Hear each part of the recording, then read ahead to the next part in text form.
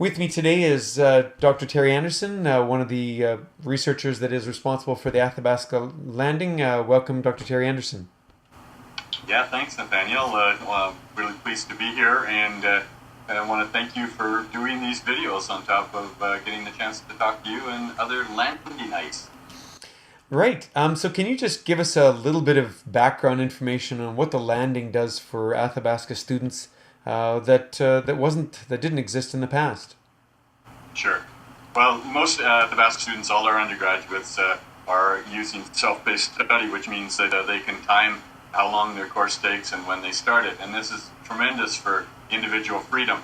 It comes at a cost, though, and that cost is that you never get a chance to meet another student unless just by pure accident. For instance, there might be somebody who lives in your same apartment house building who started the same course on the same day, and but you won't.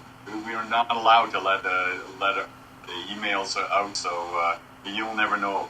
And if you think back to your campus-based schooling, how important it was to be able to fall in love, or to have a study buddy, or to meet other people, to get some new friends, and all of that has been denied to Athabasca students. And we're hoping that with the technology of the landing, that we can allow us to become a real digital campus using this tool set.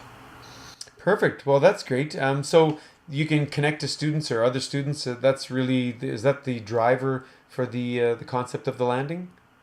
Well, I guess that's the social driver, if you like, the capacity to have networks that form. From a pedagogical perspective, though, we've always thought that continuous enrollment meant you work all alone, and you can't have a learning activity with another student because there is no other students. So it opens the door to talking about collaborative learning activities and sharing things, student-generated content, all sorts of things that really haven't been a part of our delivery system.